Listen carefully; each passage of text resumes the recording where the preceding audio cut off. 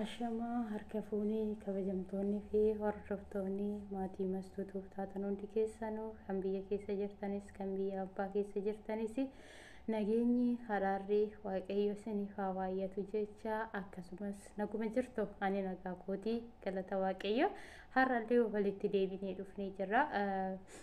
Akkasumas viidiyoo hin gadda hojjedhe keessatti hundi keessanuyyuu ijoollee baay'een gara keessatti illee dhufanii kan na gaafatantu jira. Kan irratti dawalanillee jiru. Ijoolleen kun dhugaa yeroo duraa yeroo baay'ee cinqii keessa jiru. Sa'aatiin wantoota baay'ee ani yaadu namoota na yaadanne bichaadha jechuudha. Akkuma dura isiniin jedhe hiriyaa koo tokko qofa bichaatu beeka ministeera koo. Hiriyaa kiyya takkitti beektu saniyyuu jechuudha. Ani akka ishiin nama biraatti na jalaa dabarsitee himtuu hin barbaanne. Garuu ishiin dammoo nama biraatti illee himtee jirti. Rakkoo hin qabu. Akkuma dura isiniin jedhe guyyaa ishii tanan bakkee kana ga'e jechuudha. Maaliif? Ishiin na gargaartee lakkoofsa hiriyoota ishiinaaf kennitee ishii irraan kan ijoollee kana bira jiru ammaayyuu jechuudha. Maaliif iddoon jiru kuni akkuma dura isiniin jedhe ani mana ijaarsataan jira iddoo duraatti deemee tanan jira jechuudha. Kazaan በኋላ amma garuu immoo eeyyen ani wanti nan hin dhosneef wanti nan gwaadaa keessatti waan hin jenneef bakka maaliif haga yoomi tan dhossaa du'a dhossanii awwaala echan naquu jedha Oromoon keenya yoo mammaaku. Sababa saniifiyyuu ለምሳሌ namni tokko yoo du'e yoo dhossine gaafa sababa saniifiyyuu jechuudha baay'ee na ajaa'ibe jechuudha. Viidiyoon ani takkitti hojjedhee gallakkisee namoota meeqatti akka ergame namoota meeqatti akka namoonni meeqa akka viidiyoo kee irratti hojjechuudhaaf deemamu arge jechuudha. Dhugaa nan ajaa'ibsiifadhe garuu yeroo nani akkasitti bilbila irraa ba'ee imo irraa ba'ee bilbilli kiyya cufame zimmi jedhee nama takkatti naasa'u jedhee xaxxi jedhee bilbilli kiyya biyaansi sa'aatii 24 ala oole jechuudha. Onlaayinii irratti osoo hin deebiin gaafa guyyaa 5 torbeetti fa'aa onlaayinii irratti deebi'uu jira. Kana bamulu eessa jirtaa? Eessatti baddee mastuuyi? Maal taate? Rakkinni kee maalidha? Namni naan jedhee hin jiru jechuudha. Garuu ani viidiyoo takkitti hojjedhee YouTube irratti gallakkisee jenna namoonni baay'een hiriyoonni koo namoonni baay'een jechuudha. Viidiyoo kiyya san laalanii dhannoo jedhu jechuudha. Ani immoo amma fakkeenyaaf fi hundumti keessanuu viidiyoo walii tuubii jala seentanii ilaaluu ni dandeessu. Natti nimnee naan jette. Natti nimnee wantoota akka natti nimnee natti naasofne maalidha kun?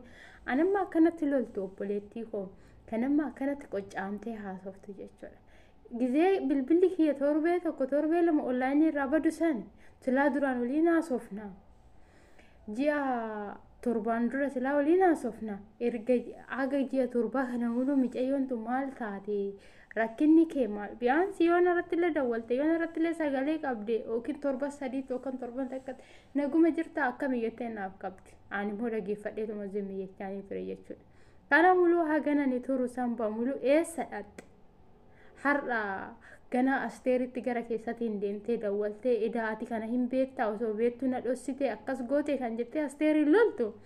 Asteer maaltu ishii galchee? Qaxxitaa dhuftee nan gaafattu.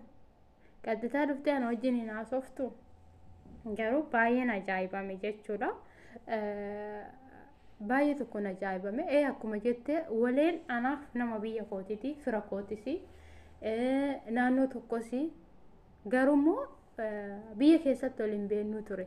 Hundi keenya iyyuu haaluma jireenya biyyaatiin akka haaluma jireenya lafa kanarraatirraanin gargar fagaannee anis biddeenif biyya ambaa ba'ee isheenis biddeenif biyya ambaa dhufte biyya ambaatti dhufnee ol baranne kana keessatti illee akka obboleewwaniitti naannoo gasadiiti ol jechuudha egaa ol barannee waliin turre. Garuu ji'a torbaa kana keessatti yaanni waggaa sadii waliin dabarsine karoorri waggaa sadii ol waliin dabarsine sun eessa dhaqeetii har'a ganaa asteer bira deemtee asteer gaafatta. Dhugaa baay'ee na ajaa'ibee rakkoo hin qabu waan hundumaafiyyuu. Ani wanni isiniin jechuu barbaadu irra caalaa ollaan akkam bultee beeka malee akkatti bulee abbaatu beeka jechuudha.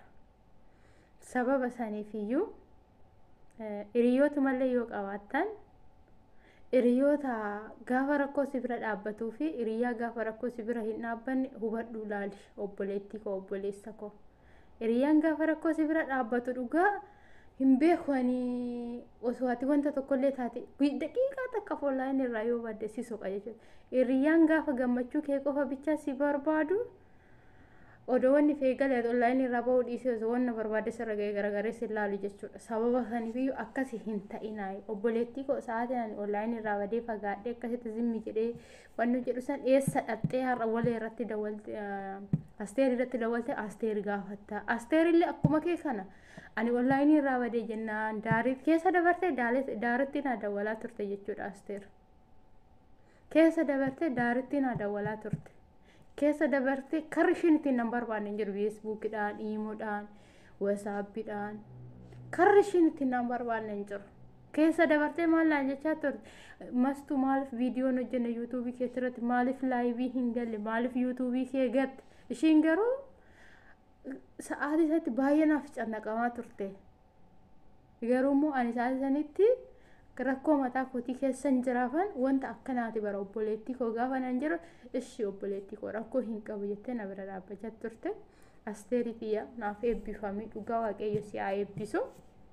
Eebbifamii obboleettii kee kooyi gufuu sin dhayini hamaa sin argini garuu walee haga ishii gaafattee ishiidhaan loltu haga ishiidhaan akkasitti jettee loltu san ana koottu gara keessatti maana gaafachuu didde. Ji'oota kana bamuluu haga si eegaa ture. Namoota baay'ee keessa sin eegaa ture. Ati garuu na yaadanne rakkoon qabu waan hundumaafiyyuu obsaan aannan goromsaa dhuga jedhani ani obsa kootis dabarsee jira. Biyaansi ammallee dammoo waaqayyotu jira.